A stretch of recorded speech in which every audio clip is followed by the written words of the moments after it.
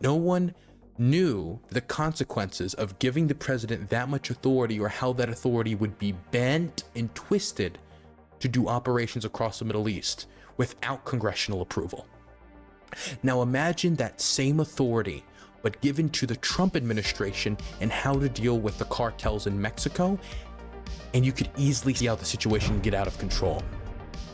I want to talk about the new Republican consensus on Mexico, which seems to be that a military invasion, possibly even a unilateral military invasion, without the Mexican government's approval, whether it's just, you would call it military intervention, or in some instances what would feel like a military invasion, however you want to classify it, that is being normalized, that is being promoted, and has been endorsed by basically every single Republican presidential candidate, multiple congressmen, and multiple senators, as is becoming the norm for advisors and former and future government officials seem to be pushing it.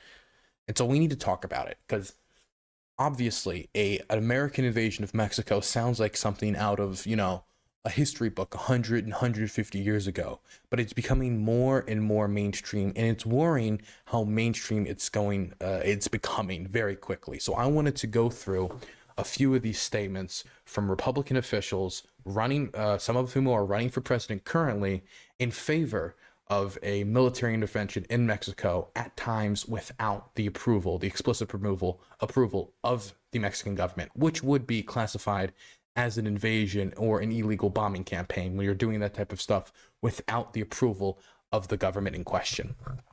So I'm going to start obviously with the main candidate, because let's say you click off this video, click off the stream, and you don't watch any more of this. I want you to at least understand that the front runner for the Republican nomination is very, very open, and seems to be even promoting the idea of an invasion of Mexico, even without the Mexican government's approval. And he's doing it with an almost childlike whimsy and fantasy, as he does not understand the situation. So first, before we read this quote, we need to talk about why Republicans are talking about an intervention in Mexico in the first place. So about 100,000 Americans died last year from fentanyl overdoses. That is a tragedy. It is horrific.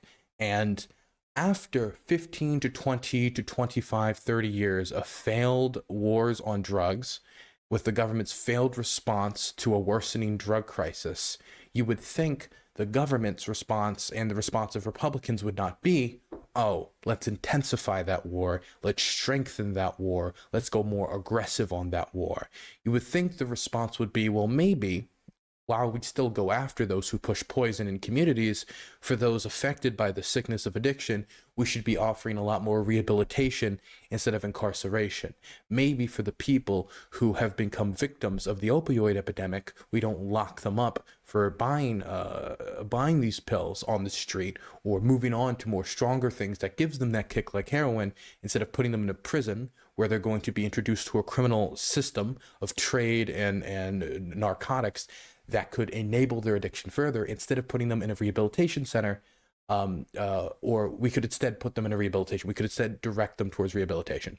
That is not the path the Republicans seem to be pushing, and that is a path that only while a growing amount of Democrats are pushing, not enough Democrats are pushing. They're not pushing it aggressively. Instead, they seem to be wanting to go more aggressive. They believe that if they were to intensify the war on drugs by expanding it to direct military intervention in Mexico, by either striking these drug factories, these locations, these drug labs where they make the drugs, or by fighting the cartels, even in some cases on the ground, then they could stop the inflow of drugs into the United States, combat the drug crisis, and by crushing the cartels, possibly also stop an immigration and refugee and displaced person crisis, which fighting with the drug cartels and fighting with criminal organizations all across countries to our southern border, Mexico and below, have been facing. Now, that's the reason why they want to do it. And let's read some of the statements that Republican presidential candidates have given and what they think that should be done before we talk about the problems that come with this type of invasion and the type of stuff that these candidates and the people advising them to take this path have not talked about. First, let's talk about the main person who is most likely to be the Republican nominee for president of the United States, Donald Trump. Let's talk about that. Let's start with him. Donald Trump. Here is a statement he made. He's currently polling, as Reason.com here is putting, he's polling at 56.3%. He is the leading candidate for the Republican nomination. This is what he says. When I am president, it will be the policy of the United States to take down the cartels, just as we took down ISIS and the ISIS caliphate.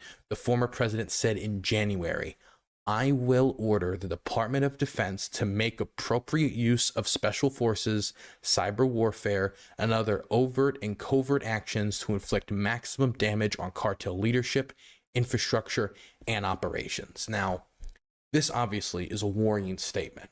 There's no mention of coordination with the Mexican government or if they would need to have the approval of the Mexican government.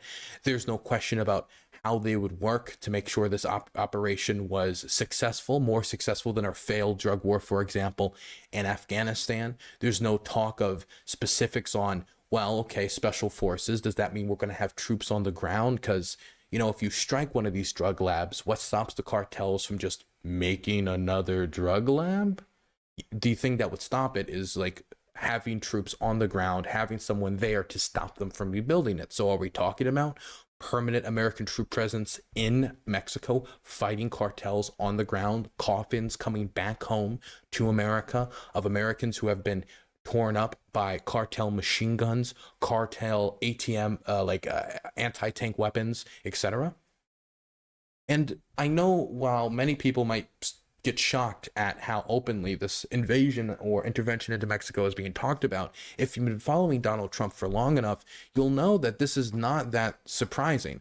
Not only has Donald Trump have been proposing this multiple times on the campaign trail already, he was proposing it during his administration while he was still president of the United States.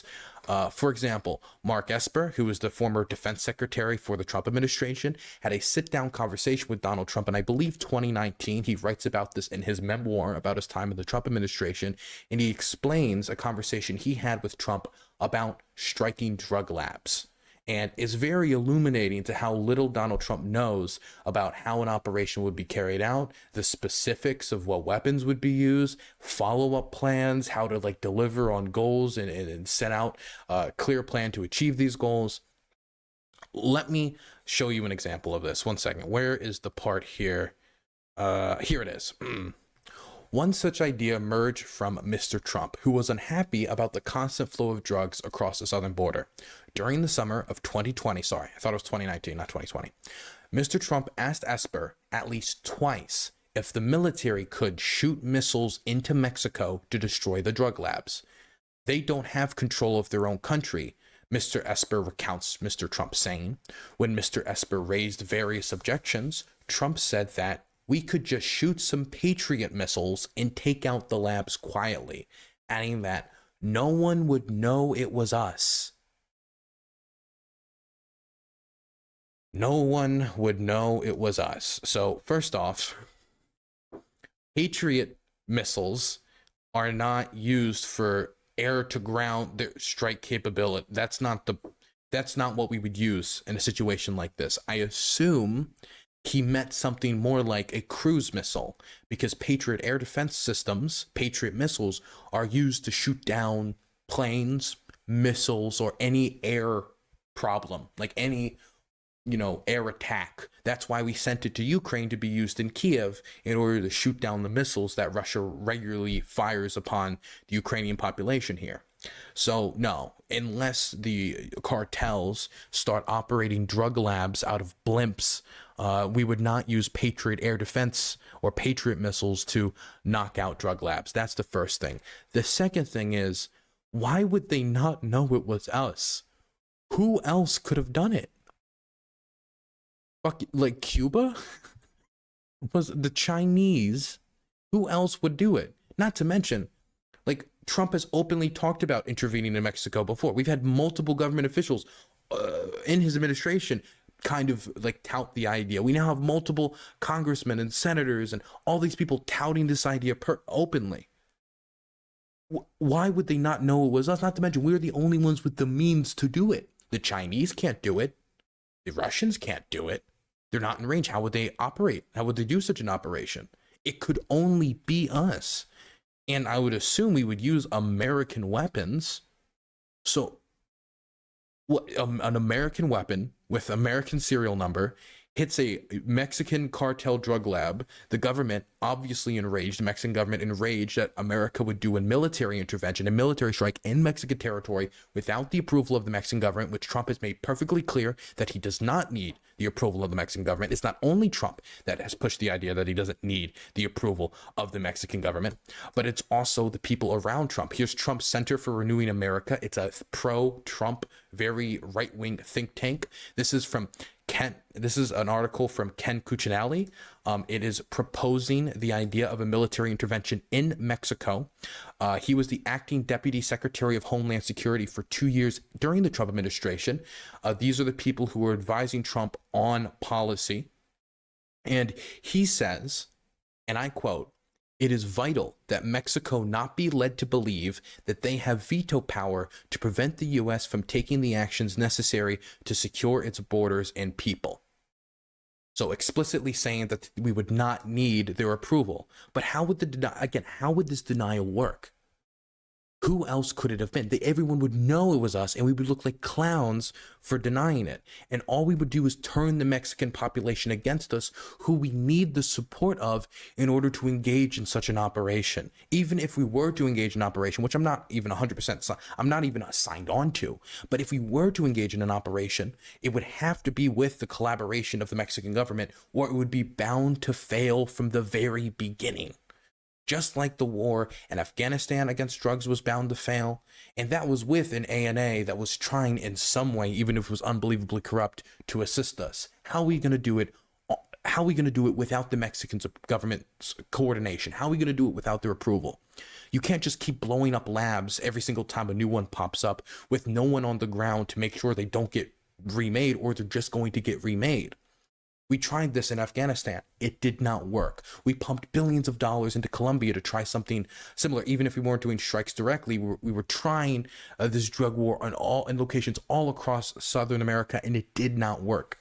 Why would this work?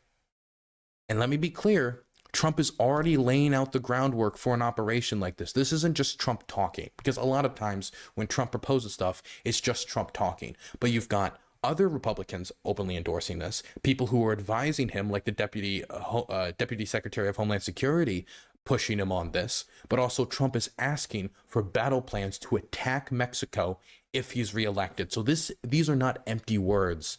These are words that he can back up and has people around him who want to back it up, even if they're not laying out the plans for, okay, let's say we strike.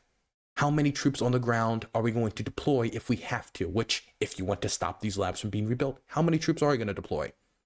How do you stop the Mexican population turning against you, and even some of them possibly viewing the cartel as martyrs, which I know that's hard to believe that the cartels could be martyred, but if the cartels are seen as the force that the American government is intervening to target, some of these communities where the cartels are heavily embedded might possibly have that view. I know it's hard to believe, but it could happen.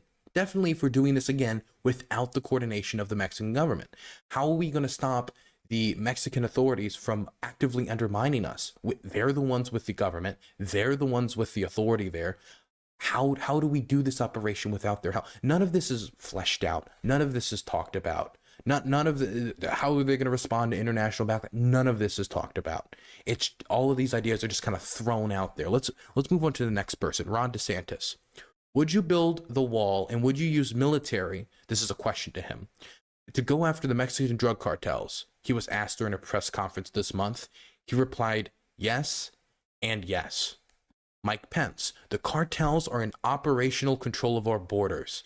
National security begins with border security. We need leadership that will secure the southern border of the United States of America as a priority. You do not buy into the open borders crowd. Not only do you have this humanitarian crisis coming across, there's the impact on our economy, families, and communities, the flow of illegal drugs. We have leadership willing to use American strength.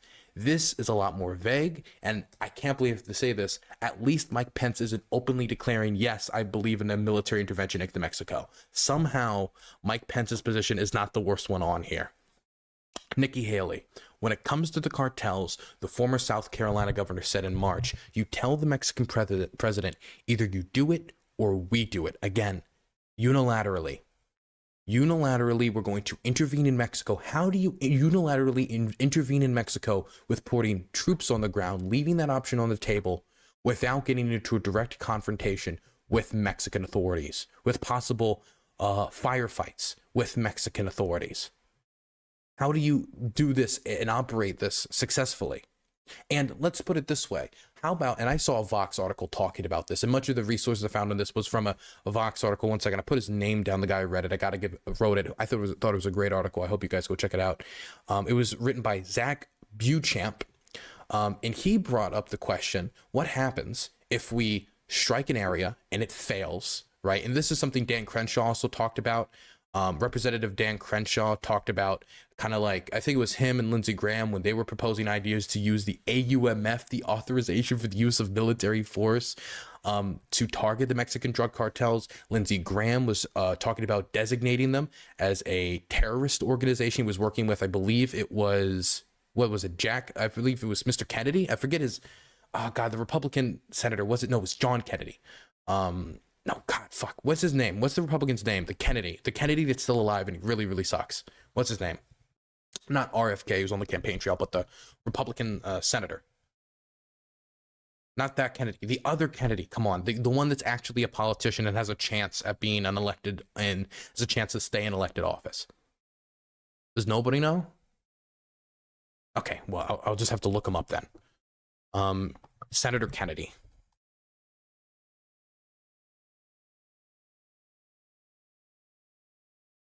John Kennedy. It is John Kennedy. Okay, he's this guy from Mississippi.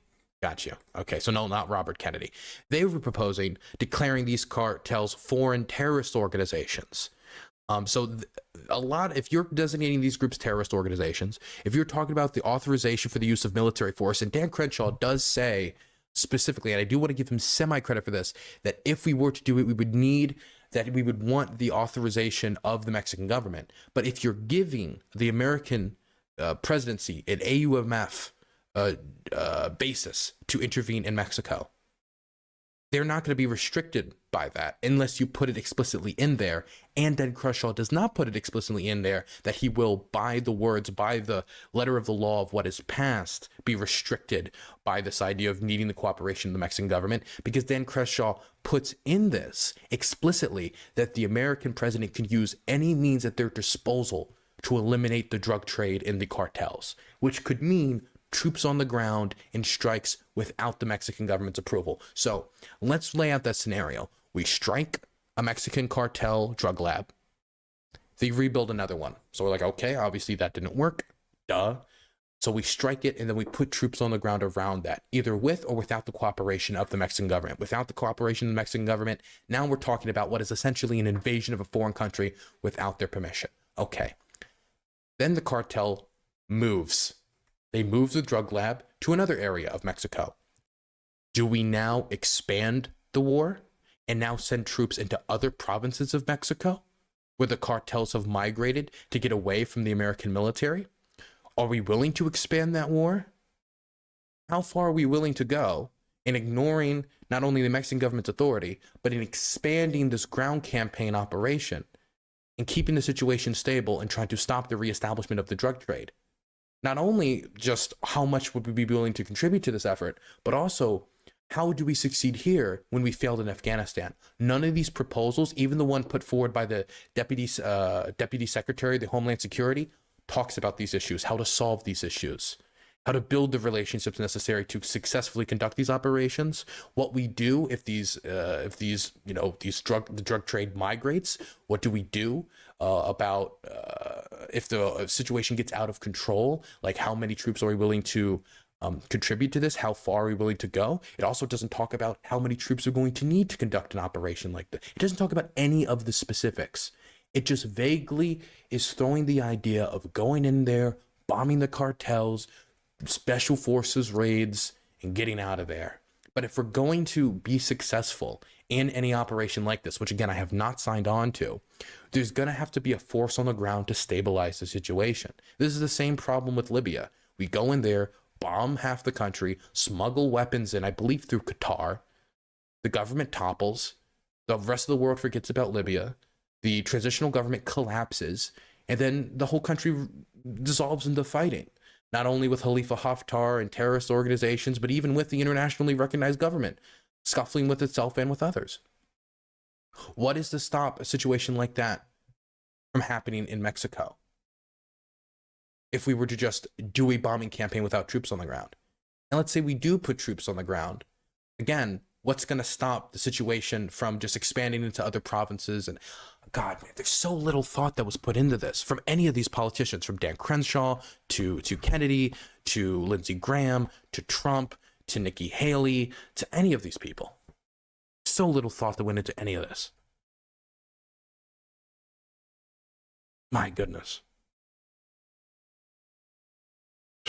Also, if we designate, and this was talked about in the Fox article, if we designate the Mexican cartels as a transnational, not as a just as a transnational criminal organization, but as a foreign terrorist organization, how are we going to deal with the people who help the cartels? Let me give you an example. Let's say you buy some drugs from the cartels.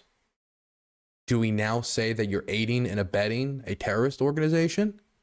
Are we really going to treat that as the same as funding ISIS, even though the ideological motivations are going to be deeply different? And how and why you're engaging with the cartels is going to be very different than if you're engaging with an organization like ISIS?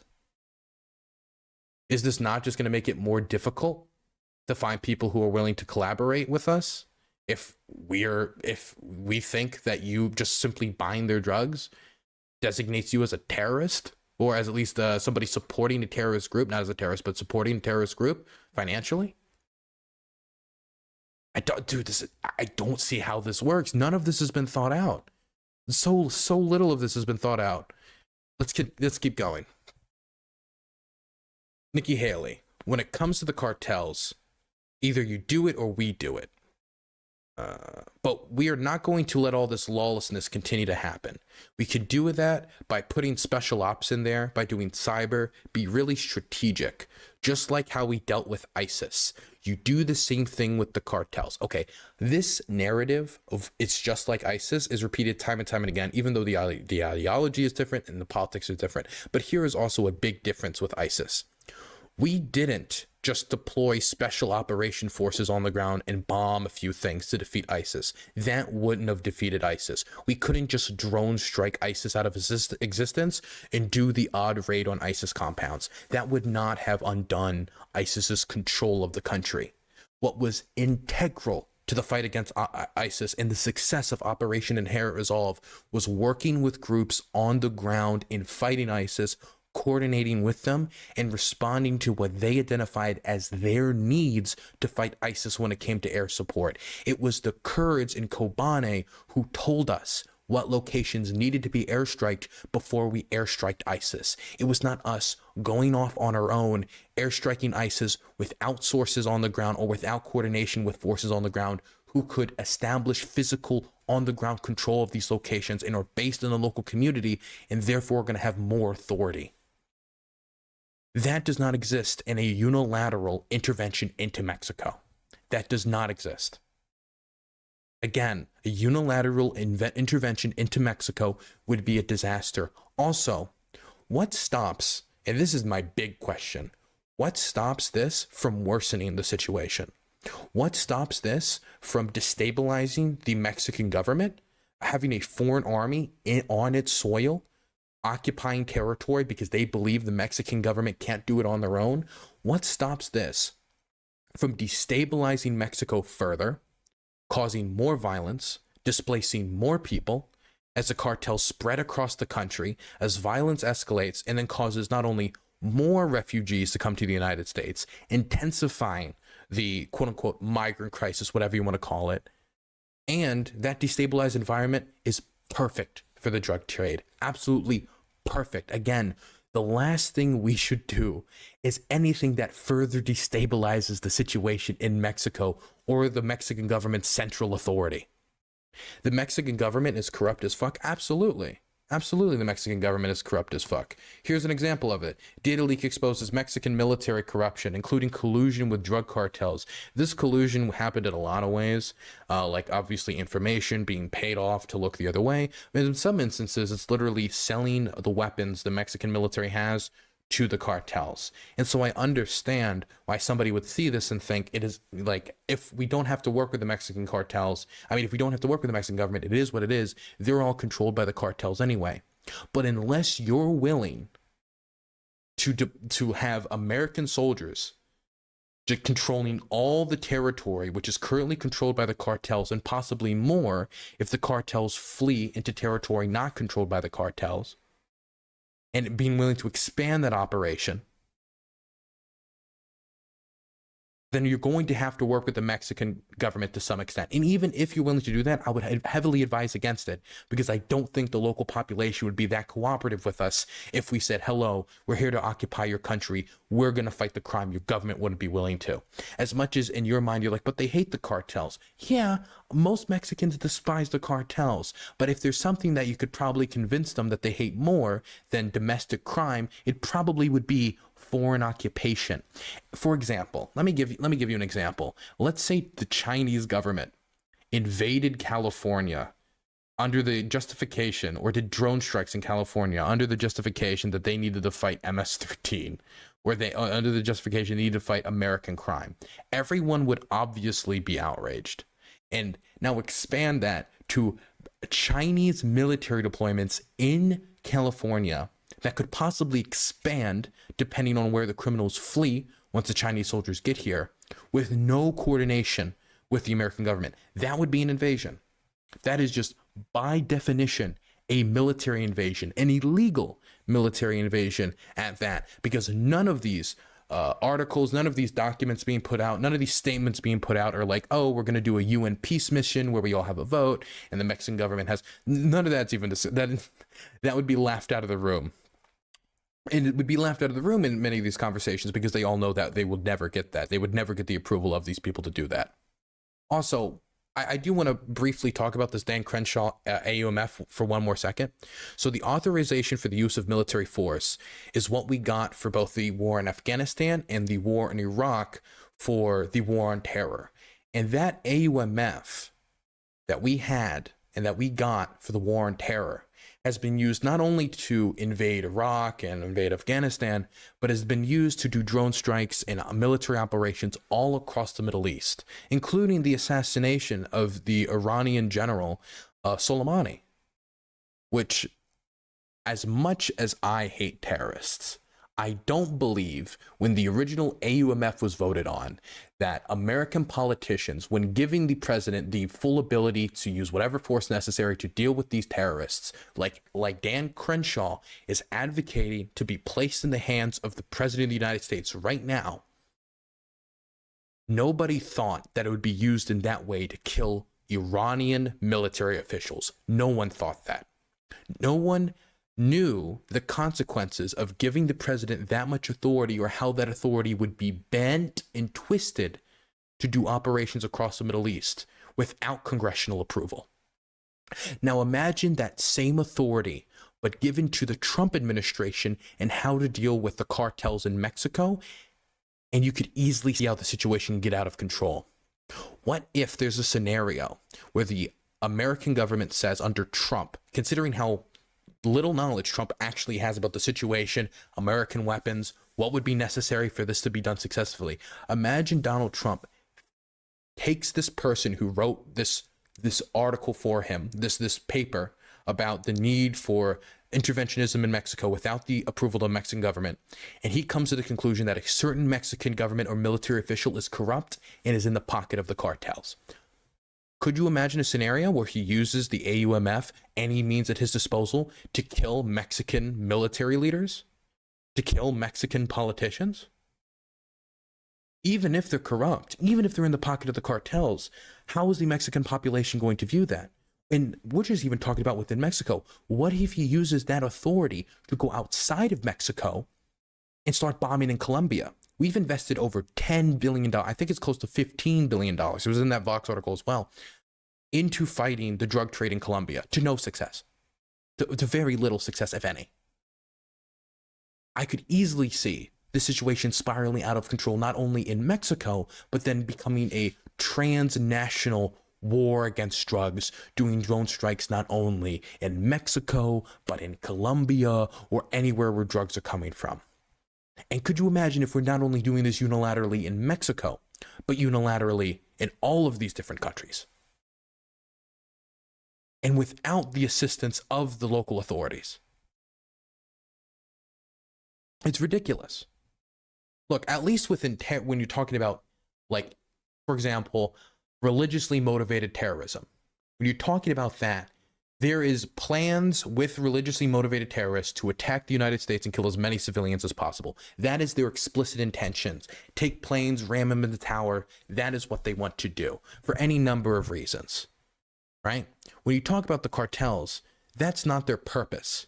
That's not what they're intending to do. They're criminal organizations whose intent is just gathering power, but also gathering money. They want profit. The motivations are different. We can't treat these two organizations like the same, like many people are trying to. Yes, the cartels are brutal. Yes, the cartels have engaged in horrific acts and beheadings and torture and atrocities and rape and all sorts of things. But to treat them as the same threat as ISIS is not only to lie about the ideological motivations or what's the background politics of these groups, but it also deserves a different response than ISIS. And I don't think any of these proposals put forward by any Republican goes into that nuance. Let's keep going. Now let's talk about this guy. I already have been clear. I think this guy's a clown. This is Ramaswamy. He's like basically the right-wing Andrew Yang going in there trying to throw ideas everywhere, trying to find his way onto the debate stage. Here's what he said. If the U.S. military has one job, it is to protect U.S. soil here in the United States, including the southern border. And treating the cartels like terrorists doesn't just mean freezing their assets, which is what some believe. I mean, it means justified military force to decimate the cartels, Osama bin Laden style, Soleimani style. Here it is right here. Soleimani style. This is doable. And this is something that I actually expect to do as the next president of the United States in the first 6 months. And I think it's important to do it in one cycle of aggressive shock and awe. And that solves the fentanyl supply side problem. No discussion of whether this is going to be done in coordination with the Mexican authorities. No discussion of the specifics of how this operation is going to go. And let me just show you who this little, this little Napoleon really is when it comes to knowledge about this conflict. I already did a different segment on this, but I should bring it up again because I do think it's important to show just how ignorant this guy is. But he released a video yesterday talking about how the weapons that we sent to Ukraine, explicitly the javelins that we've sent to Ukraine, have been then shipped from Ukraine to the cartels south of the border to be used against the Mexican authorities. Now, this was completely fabricated. Not only it was completely fabricated, the sources he used, the tweets and the videos that he was sourcing, explicitly say that it's not a javelin. The article that he brought it from didn't say that, but the tweets that the article cited said it wasn't a javelin, said it was an AT-4. Says it was an AT-4 disposable rocket launcher. And if you look at the picture on the website, on the left is a javelin, on the right is the AT-4. It's not that difficult to see the difference. Yet this is the guy making this basic mistake, did zero research, but was willing to rely on the reliable source of First Post News, which is of course known around the world for its credibility. What the fuck is First Post News? Was willing to believe their word over all of the other military experts in his replies and the correction issued to him. He's not taking this down. He hasn't responded saying, "Oh, I was wrong." He's just keeping it going. He's just keeping it going in the free world, just completely ignoring how clueless he was on this. It's really easy to say you want to blow shit up, but it's very difficult for him and others to explain how just blowing shit up is going to fix anything when it comes to the cartels. Here's Tim Scott. Asked by NBC News to clarify his used the military comments in his announcement speech, Scott said, "What we should do is whatever it takes to secure our southern border." Okay, whatever it takes, that's vague. It could just mean troops on the border. Okay, let's keep going. "And stop the Mexican cartels from bringing fentanyl across the border. We have the ability and the power to use sanctions to freeze the assets of the Mexican cartels today. There are 500 people that are involved in the 3 major cartels, net worth around 20 billion for a couple of them. Can we use the resources that are available today to stop fentanyl coming across the border? Absolutely. Should we?" Okay, I hear them say that, but they never explain how. It's always just bomb them and occupy this or special forces that. Absolutely. Should we have more of a military presence on our southern border? Obviously we should. Should we provide the resources necessary on our border to protect our citizens? Absolutely. Should we say exactly what we're going to do?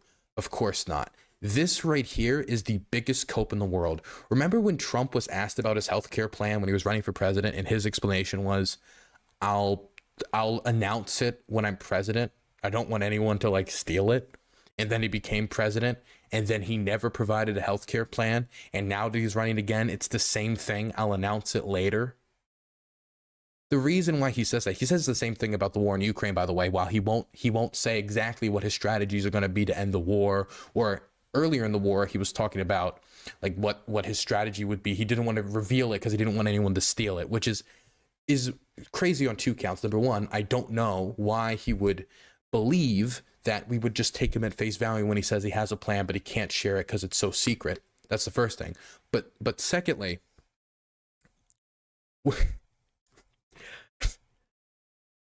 if he genuinely wants to end the war and he has a strategy that could end the war in a day like he says, why hasn't he shared it? Does that mean he's letting tens of thousands of people die in this war as it continues, just so he can be the one to claim that he was the peacemaker? If I had the secret solution to end the war and get the Russians out of Ukraine, I wouldn't keep it until I was a politician in order to end the war. I would immediately hand it over to Zelensky. I would immediately hand it over to the Biden administration. But this just shows how self-interested Donald Trump is. He doesn't care about solving the issues. He cares about himself. It's all ego. It's all egotistical. It's all about him. Anyway, these proposals do not go into depth about how this type of an operation would be carried out. They don't talk about how many troops would be necessary to conduct these type of an operations. They don't talk about how we would stop the Mexican population from turning against us if we did eventually go into occupation. It does not talk about how we would make sure that we succeeded here where we failed in Afghanistan. It does not talk about how we would stop the situation from spiraling out of control and expanding into other areas of Mexico. They do not talk about, for example, with Dan Crenshaw's proposal, his proposal does not talk about how this AUMF would stop the president from, for example, expanding this war into other countries. In fact, for the way he laid it out, the president would be in his right to expand it into any country across South America if necessary to fight the cartels, which is giving him way too much of a free hand when Congress should be more aggressive in making sure we don't give more AUMFs for presidents to engage in more drone strikes around the world without congressional approval, or at the very least without congressional oversight. Oh my fucking God. They don't talk about how they would, for example, deal with the fact that a lot of the people, if we designated them a forced terrorist organization, a lot of people who buy these drugs would then be considered supporting a terrorist organization. We'd have to treat them as so, even though many of them are just going to be addicts who are addicted and have now been designated as supporting a terrorist organization when really all they want to do is get the fix for the addiction they're feeling. This doesn't help them. This doesn't help the victims of this addiction. And if anything, that could isolate the victims of the cartels. One of the main victims of the cartels, the addicts who rely on the cartels to get addicted and then stay on their supply. There's so little thought put into any of this, and it's not just Trump. It's to all the Republican nominees running for office. And at least Tim Scott was smart enough to give an excuse for why he didn't have, any specifics for his plan, even if it was still a shit excuse. But it's not just the presidential candidates. It's senators, it's congressmen, it's now the Republican mainstream position, it seems, to be either okay with or openly endorse unilateral military intervention in Mexico, and that Mexican government objections might be a road bump, but it isn't a closed door. This is a terrible idea. We've should have learned our lesson now. If we want to like share intelligence with the Mexican government, if we want to coordinate a response with the Mexican government, if we want to help them fight the cartels, I can understand that. I'm still definitely not convinced on deploying American troops on the ground to fight these cartels. But that's not even what we're talking about. We're not talking about let's negotiate with the Mexican government and see what they need in order to fight the cartels. This is we're going to do it with or without their support. And every time we've tried something like this in the past, it has failed. It failed in Afghanistan, and I have no reason to believe that it would fail, that it would succeed in Mexico. And I have more reason to believe it would fail if led by any of these people who know none of the specifics on how this would be successful, how to conduct this successfully.